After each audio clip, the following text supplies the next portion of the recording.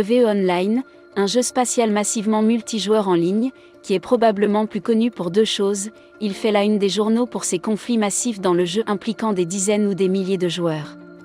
Et son système financier incroyablement réaliste, qui fait que la perte d'un vaisseau spatial virtuel peut avoir les mêmes conséquences que la perte d'un téléphone ou d'une voiture dans le monde réel. D'innombrables magazines et des chaînes YouTube encore plus performantes ont abordé ces deux facteurs séparément. Mais là où ils deviennent vraiment intéressants, c'est lorsqu'ils se rejoignent. Pour un jeu qui parle de vaisseaux spatiaux situés 21 000 ans dans le futur, EVE est étonnamment réaliste. Et ce réalisme s'étend aux guerres massives en ce sens qu'elles sont coûteuses. La monnaie indienne a un taux de change approximatif de 6 $ par milliard de dollars dans le jeu.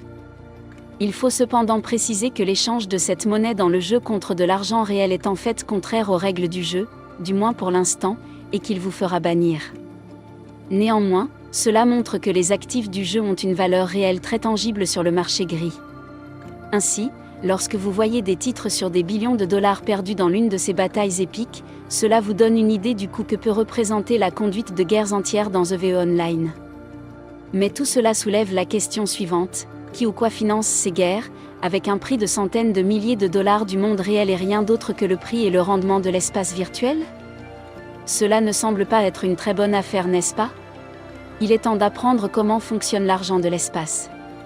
Si vous appréciez cette vidéo, n'hésitez pas à l'aimer et à vous abonner pour recevoir de nouvelles vidéos comme celle-ci chaque semaine.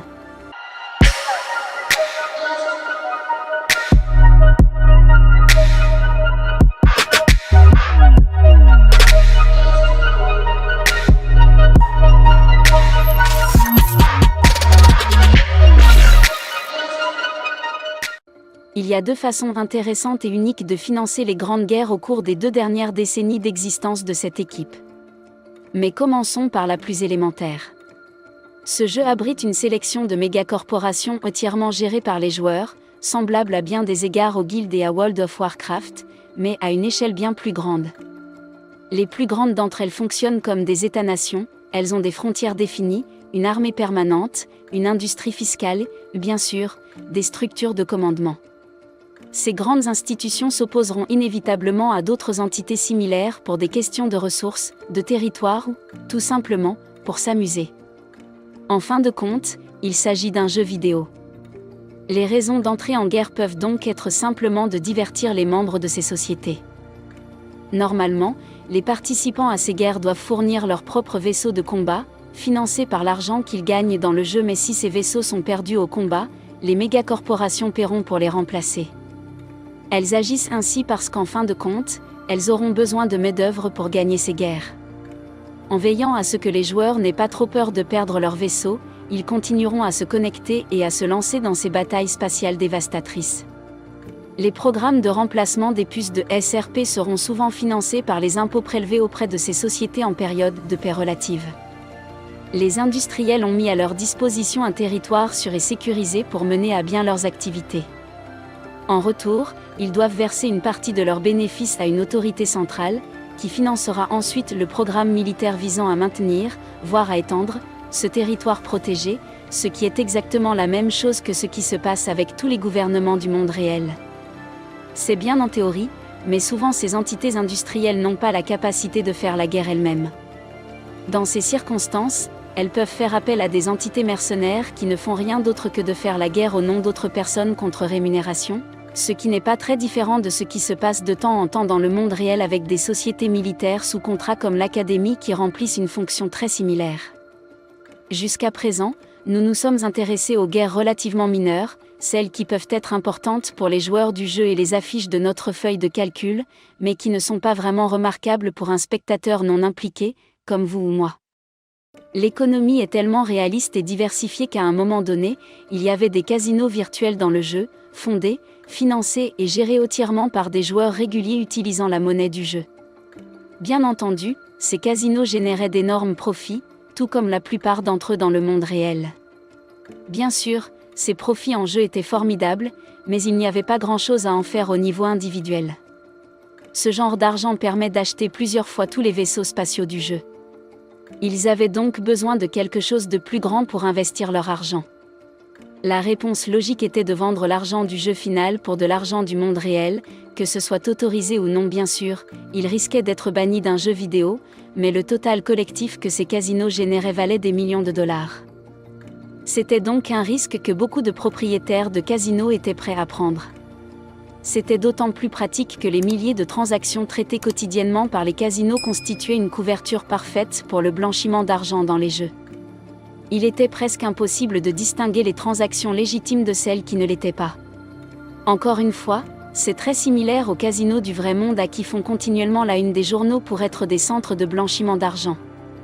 Cependant, les propriétaires de casinos les plus honorables ont décidé d'utiliser leurs dollars spatiaux pour acheter quelque chose qui n'est pas disponible sur le marché public. Influence 2016 a donné le coup d'envoi de ce que l'on appelle la guerre des casinos, car le Yuantis Online Casino a financé une coalition de joueurs pour faire la guerre à l'entreprise la plus puissante du jeu à l'époque, qui avait développé le casino dans le cadre d'un accord commercial antérieur. En réalité, toutes ces autres organisations gérées par les joueurs cherchaient n'importe quelle excuse pour partir en guerre et tenter d'abattre l'Imperium, tel qu'il est connu dans la technologie, car elles n'avaient tout simplement pas le soutien financier nécessaire pour entreprendre un défi aussi important. Mais les casinos ont fait l'échec pour prouver ce qui se passe quand on déshonore un accord commercial. L'une des guerres les plus dévastatrices de l'histoire du jeu a été activée, ce qui nous a valu des articles de PC Gamer sur des batailles spatiales spectaculaires. Certes, le financement de ces batailles était peut-être un peu moins spectaculaire, mais il n'en est pas moins intéressant pour autant. Peu après cette guerre, les développeurs de VE Online ont décidé de mettre fin à ces casinos gérés par les joueurs. Ils ont déclaré avoir leurs propres raisons, mais la plupart des joueurs pensent qu'il s'agit d'une combinaison de la volonté de réduire les échanges d'argent du jeu contre de l'argent réel, et aussi d'une réponse à la réaction des joueurs face à ces entités qui ont trop de pouvoir sur le jeu. Cela signifie qu'en 2020, un nouveau modèle de financement s'imposait et que les anciens belligérants de la guerre des casinos étaient prêts à recommencer. Mais cette fois-ci, certaines choses étaient différentes.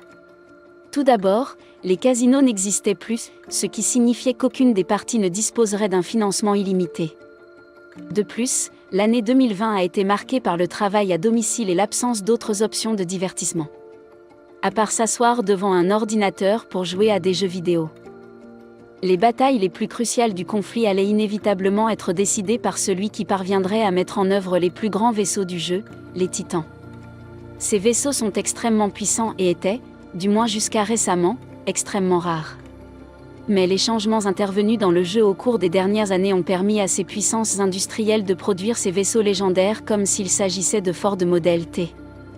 Cela ne veut pas dire qu'elles n'étaient pas en mesure de produire des vaisseaux légendaires. Cela ne signifie pas qu'ils soient moins chers. Cependant, cela signifie simplement que les puissances en place ont dû en produire davantage pour faire face à leur opposition. Malgré le fait que les casinos aient été financés par le passé, ils étaient heureux de financer cette guerre de manière traditionnelle, en utilisant l'argent des impôts qu'ils avaient collectés au cours des années de paix et de prospérité pour payer la facture de ces batailles. Mais l'Imperium avait une meilleure idée. Ils ont vu que la Chambre des finances avait décidé de leur sort en 2016 et nous tenons à nous assurer qu'ils sont économiquement dominants à l'approche de la guerre du point 20. Ils se sont donc à nouveau tournés vers la réalité pour s'en inspirer. Les obligations de guerre sont souvent émises par les gouvernements pendant les périodes de conflits généralisés. En effet, les guerres modernes coûtent cher et il est souvent impossible d'augmenter les impôts si toute l'économie est consacrée à l'effort de guerre. Les obligations d'État sont donc émises pour que les gens puissent investir leur argent dans la victoire de leur propre nation. C'est exactement ce qu'a fait l'Imperium, en vendant une série d'obligations qui rapporteraient des intérêts à ses propres membres. C'était évidemment une bonne chose pour l'Imperium lui-même, car il a reçu l'injection de capital dont il avait besoin pour partir en guerre. Mais c'était aussi une bonne chose pour les membres du groupe. Les jeux et les fraudes financières sont monnaie courante dans le besoin. Et il n'y a pas de règlement sur le fait de prendre les affaires de quelqu'un et de ne jamais les récupérer. En fait, ce type de fenêtre est probablement la chose pour laquelle vous êtes le plus connu. Mais si un système financier totalement déréglementé est idéal pour les belles histoires, il est très mauvais pour l'investissement, parce qu'il n'y a pas d'autre solution. C'est terrible pour l'investissement, parce que tout ce que vous investissez peut être volé et le sera probablement. Alors pourquoi s'en préoccuper ? Ces obligations de guerre représentaient une opportunité pour les joueurs d'investir dans un actif qui n'avait pas le même risque d'être volé. Pour être clair, l'Imperium aurait tout à fait le droit de se retourner contre ses investisseurs et de leur dire de faire ce genre de choses, mais l'atteinte à la réputation de leurs entités n'en vaudrait probablement pas la peine, surtout s'ils voulaient à nouveau vendre des obligations de guerre pour financer de futures guerres. Cela ne veut pas dire que ces instruments financiers indiens sont totalement sans risque. Si l'Imperium est détruit dans cette guerre en cours, ces obligations ne seront pas payées. Dans le monde réel, les analystes du crédit appellent cela le risque souverain. Et il n'est pas moins important ici qu'il ne l'est au pays des vaisseaux spatiaux Internet.